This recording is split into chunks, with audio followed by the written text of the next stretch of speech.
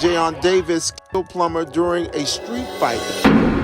El 14 de marzo de 2024, Tamara Plummer, una mujer embarazada y madre de 4 hijos, se metió en un asunto que no le correspondía e intentó imponer su autoridad. Por desgracia para ella, lo aprendió de la peor manera, cuando la pelea terminó de una forma que nadie pudo prever. Así es como terminan las cosas cuando las Karens se meten con cárteles y pandillas. 25-year-old Tyosha Mitchell was the highest-ranking woman in the Madstone Bloods. They also say that she was trying to get out just hours before she was killed. El 6 de mayo de 2023, Tyosha Mitchell, la mujer de más alto rango en la pandilla Madstone Bloods de Norfolk, descubrió que ser una de las líderes más temidas tenía un precio muy alto. Esa mañana, un corredor hizo un hallazgo escalofriante en Old Williamsburg Road, en el condado de York, Virginia. El cuerpo de Tyosha yacía al borde de la carretera, acribillado a balazos. Los investigadores hallaron 14 casquillos cerca del lugar, prueba del brutal final que había tenido. No fue un asesinato al azar, fue una ejecución planificada. Solo unas horas antes, Tyosha había pasado por un ritual de la pandilla conocido como Beat Out, donde los miembros la golpean para marcar su salida oficial. Pero el castigo no terminó ahí. Irse no bastaba. Querían asegurarse de que nunca hablara, nunca regresara y nunca los traicionara. They left shortly thereafter, came back, and that's when she left with them. Después del primer ataque, Tyosha volvió a su apartamento en Richmond, magullada, pero con vida. Llamó a un hombre de confianza, pidiendo ayuda. Él fue a verla, pero el tiempo que pasaron juntos sería breve. Cerca de las 2:30 de la madrugada, un grupo de miembros de la banda irrumpió en su apartamento. 2 hombres y 3 mujeres, una de ellas armada con una pistola. Esta vez el ataque no se trataba solo de negocios delictivos.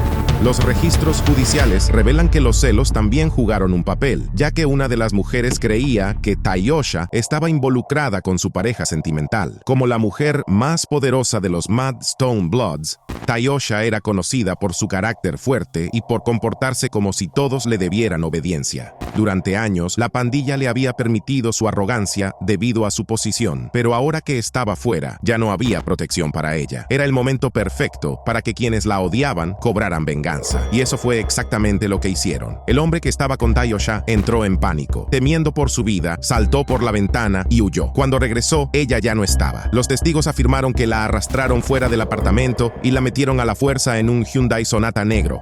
La estaban llevando a su muerte. Más tarde, los investigadores reconstruyeron la secuencia de los hechos. La pandilla condujo a Tyosha desde Richmond hasta el condado de York. Los registros telefónicos y las cámaras de seguridad siguieron cada movimiento del vehículo. A las 3:47 de la madrugada, se escucharon disparos a lo largo de Old Williamsburg Road. Para entonces, Tyosha ya estaba muerta, acribillada a balazos y abandonada en la carretera, como si fuera basura. La policía actuó rápidamente para dar con los sospechosos. A la mañana siguiente, el Hyundai Sonata fue localizado en Norfolk. Dentro del vehículo, los agentes encontraron a 3 mujeres, entre ellas 2 de las sospechosas, Yamika Danielle Langley y Acacia Jackson. En el auto también había varios teléfonos celulares, una máscara negra y una bala que coincidía con los casquillos hallados en la escena del crimen. Langley, Jackson, Hezekiah, Echka Carney y Jaquan Jones, todos miembros de la misma pandilla, fueron arrestados y acusados de homicidio en segundo grado y conspiración. Tyosha creyó que podía dejar atrás la violencia y el peligro del mundo de las pandillas, pero su pasado terminó alcanzándola. El grupo vio en esto una oportunidad para vengarse de ella por los años en que fue una líder irrespetuosa. Ahora, los acusados de asesinarla están tras las rejas, esperando su día en la corte.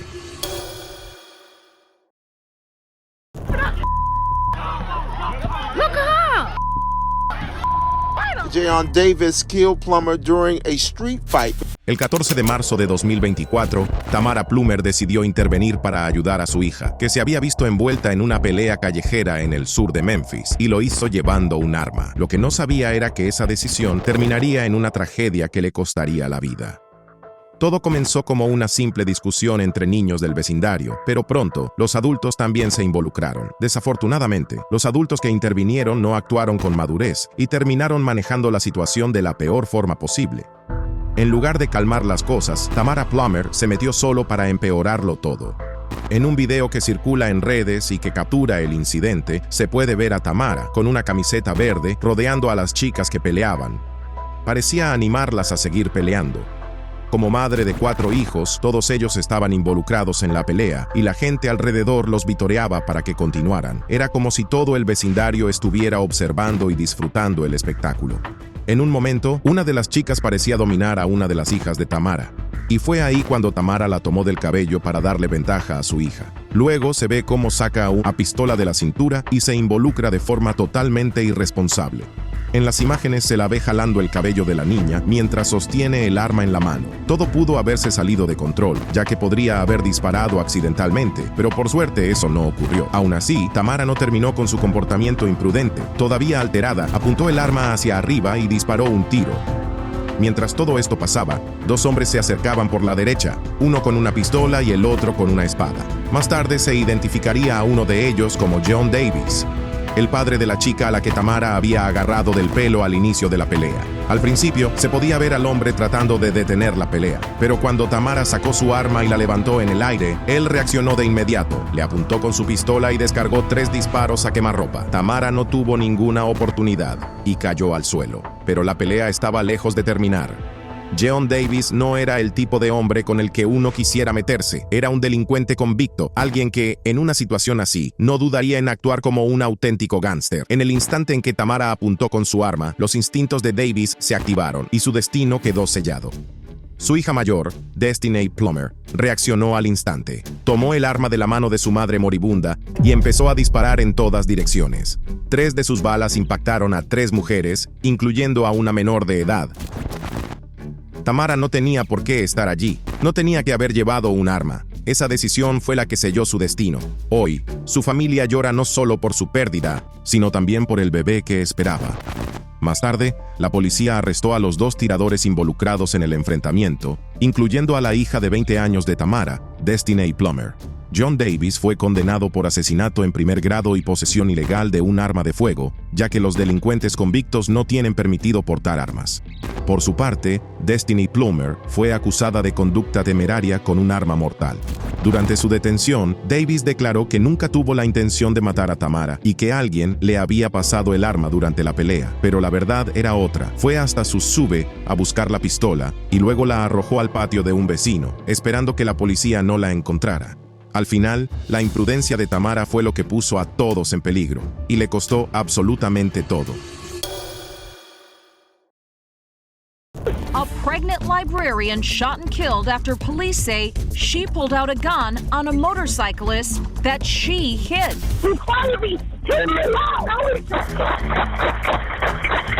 What's that? Oh, lady now, pull the gun on.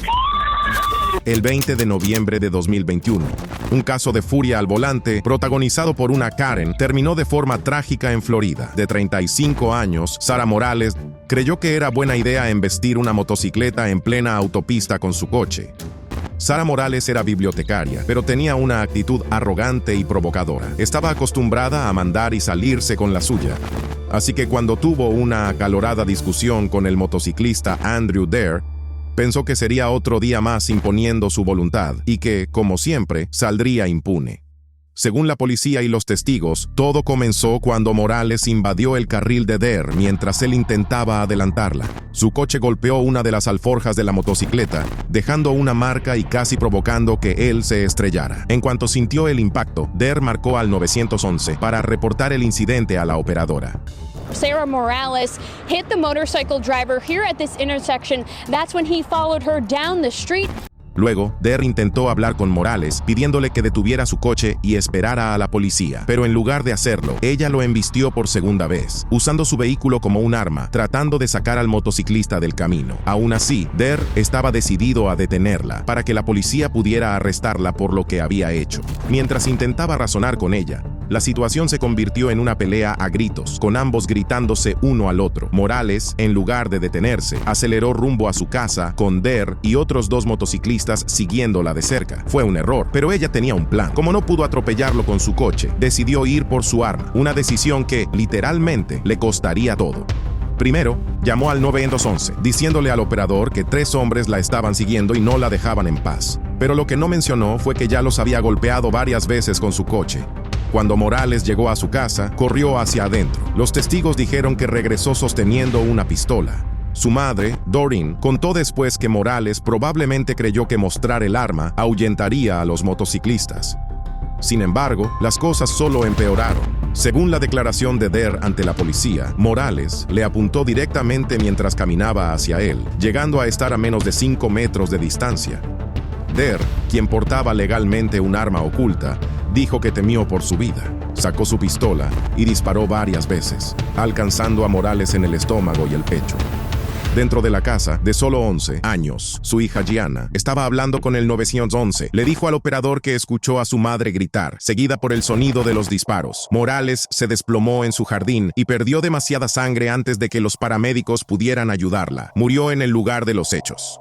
Cuando la policía llegó, Der fue detenido, aunque no se le imputaron cargos de inmediato. Les explicó a los oficiales que actuó en defensa propia, ya que Morales le había apuntado primero. Varios testigos respaldaron su versión, y más tarde, la policía confirmó que Der tenía permiso legal para portar el arma. Para la familia de Morales, el dolor fue devastador. Su madre, Doreen, dijo que no podía entender por qué las cosas tenían que terminar así, pero todo pudo haberse evitado. Si Sarah no hubiera golpeado al motociclista, o simplemente se hubiera disculpado antes de que todo se saliera de control. El 31 de octubre de 2019, un trágico incidente en el que se vio involucrado Nicholas "Nick" Finasi Bryan, un hombre Karen que se dedicaba a insultar a personas de otras razas, sirvió como un claro recordatorio del grave impacto que pueden tener las palabras. Nicholas Bryan tenía 27 años y vivía en Milner, Georgia. Aquel fatídico día se vio envuelto en un enfrentamiento mortal dentro de un Waffle House en Jackson, Georgia. Según los informes, Bryan estaba despotricando, lanzando insultos racistas contra dos hombres afroamericanos, Robert Louis Henderson Jr. y Antonio DeMarty Evans. Lo que comenzó como palabras, pronto se convirtió en una pelea física. Primero, le advirtieron que se calmara y dejara los insultos, pero Bryan se sentía confiado, creía que nada le pasaría, no le importaban las consecuencias, porque pensaba que podía salirse con la suya. Sin embargo, no pasó mucho tiempo antes de que el enfrentamiento terminara con Henderson disparándole fatalmente a Bryan. La Oficina de Investigación de Georgia concluyó que fueron los insultos raciales y el comportamiento agresivo de Bryan los que provocaron el tiroteo. Los dos hombres negros no tenían ningún problema previo con él, ni siquiera sacaron sus armas de inmediato. Si Bryan simplemente hubiera dejado de hablar antes, probablemente seguiría con vida. Aunque el caso parecía sencillo, los procesos legales que siguieron se extendieron durante años y estuvieron llenos de obstáculos. Y aquí es donde la historia se vuelve interesante. Henderson era hijo de un comisionado del condado de Butte. Gracias a esa conexión, le concedieron una fianza poco después del incidente, lo que desató la indignación pública y los reclamos de justicia por parte de la familia de Bryan y sus simpatizantes. Pero eso no era todo. La familia de Bryan también tenía lazos estrechos con el poder judicial. Uno de sus familiares era juez del condado, así que esto se convirtió en una pelea entre dos familias poderosas, ambas con profundas raíces dentro del sistema judicial de la ciudad. Durante más de 2 años después del tiroteo, los responsables siguieron libres, mientras la familia de Bryan iniciaba una campaña pública para denunciar lo ocurrido. Sentían que el sistema estaba protegiendo a los asesinos e intentaron atraer la atención de los medios. Fue especialmente desgarrador porque la madre de Bryan estaba presente cuando su hijo fue asesinado. El 15 de noviembre de 2021, después de 2 años sin avances, finalmente hubo un giro en el caso. Robert Henderson Sr., el padre del tirador, hizo todo lo posible por proteger a su hijo. Se alega que colaboró estrechamente con el juez Thomas H. Wilson para asegurarse de que su hijo obtuviera la libertad bajo fianza apenas 12 días después del incidente. Con el tiempo, la oficina del fiscal general de Georgia pidió al juez Wilson que se apartara del caso por conflicto de intereses evidente. El 20 de septiembre de 2022, Joan Núñez discutió con otro hombre en una tienda. Fue una disputa insignificante, algo que pudo haber dejado pasar, pero siendo todo un Karen, decidió seguir provocando, hasta que terminó pagando el precio más alto. A Joan le encantaba ser el centro de atención. Cuando hacía algo, quería que todos lo alabaran por ello. Aquella noche, había abierto la puerta de una tienda de cigarrillos en Gowanus, Brooklyn, para un desconocido. Un gesto simple de amabilidad que nunca debió terminar en tragedia. Pero con Joan Núñez, las cosas eran diferentes. Después de que el hombre entró al local, Joan le exigió que le diera las gracias por haberle abierto la puerta. Una exigencia que solo alguien con actitud de Karen haría. Aunque tenía 37 años, decidió comportarse como un niño caprichoso, insistiendo en que debía ser agradecido, o de lo contrario, no lo dejaría ir. El otro hombre, identificado más tarde como Edwin Pedrosa, de 42 años, se negó. Pedrosa respondió que podía abrir la puerta por sí mismo, que no necesitaba ayuda de nadie, y por eso no veía razón para agradecerle. Lo que parecía un malentendido sin importancia, rápidamente se salió de control. Las cámaras de seguridad mostraron a ambos hombres intercambiando golpes dentro de la tienda.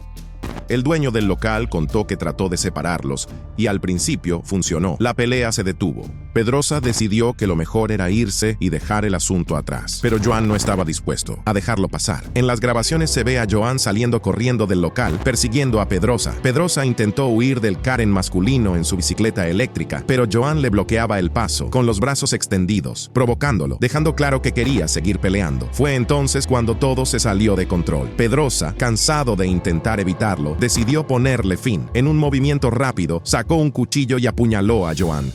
Todo ocurrió tan rápido que nadie entendió lo que acababa de pasar. Ni siquiera Joan se dio cuenta al instante de que había sido apuñalado. Pedrosa huyó en su bicicleta en plena noche, mientras Joan gritaba detrás de él. Solo entonces comprendió lo que había sucedido y comenzó a pedir ayuda desesperadamente. En las imágenes, se le ve tambaleándose mientras vuelve a entrar a la tienda. La puñalada le había atravesado el cuello y el abdomen, provocando una hemorragia masiva que no pudo ser controlada.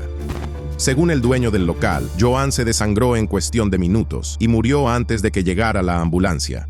Joan Núñez murió porque no pudo dejar pasar algo tan simple. Tuvo muchas oportunidades de detenerse, pero su ego no se lo permitió y le costó la vida. Después del incidente, el Departamento de Policía de Nueva York publicó el video de la pelea en Twitter, pidiendo ayuda al público para identificar al hombre que apuñaló a Joan Núñez. En octubre de 2022, Pedrosa fue finalmente arrestado en Brooklyn y acusado de homicidio involuntario y posesión ilegal de un arma. I'm in pain. Where were your kids when you were shot? Outside watching me. En noviembre de 2024, la cuadra 800 de Delaware fue escenario de un acto de violencia sin sentido que involucró a una madre irresponsable y a un grupo de pandilleros adolescentes. Cuando todo terminó, la mujer implicada, Shanitra Rayford, aprendió una lección que jamás olvidaría. Delaware siempre ha sido conocida por ser una zona peligrosa. La gente se mudaba constantemente, tratando de escapar de la violencia. Escuchar disparos a lo lejos era tan normal como oír ladrar a los perros. Era un lugar donde las discusiones se volvían mortales en cuestión de minutos y los niños crecían rodeados de pandillas. Shanitra Rayford conocía bien los riesgos, pero creía ser lo suficientemente fuerte para enfrentarlos. Según contó, se había mudado al vecindario en 2017 y ya estaba acostumbrada a lo que pasaba allí. En ese lugar, las pandillas dominaban las calles y las disputas rara vez se resolvían con palabras. Aún así, nada la preparó para la noche en que fue baleada frente a sus hijos. Todo comenzó por algo que nunca debió ocurrir. Un adulto había instigado al hijo de un vecino para que empezara una pelea. El niño fue directo contra el hijo de Shanitra, André, y otro chico del vecindario. Antes de que alguien pudiera intervenir, el pequeño ya tenía las manos alrededor del cuello de André. Fue una escena impactante, pero no algo que debiera haber terminado a tiros. Shanitra podría haber separado a los niños y dejarlo ahí, pero no. Decidió enfrentarse a la madre del otro chico y exigirle una disculpa a toda costa. Shanitra tenía permiso para portar un arma oculta, así que tomó su pistola antes de ir a buscarla. Pero en un barrio como ese, las cosas rara vez se mantienen en calma. La otra mujer no fue sola, apareció acompañada de un grupo de personas y la tensión estalló al instante. Aquello ya no era solo una pelea entre dos Karens, era un enfrentamiento entre dos bandos, cada uno con jóvenes listos para convertir la discusión en una auténtica guerra.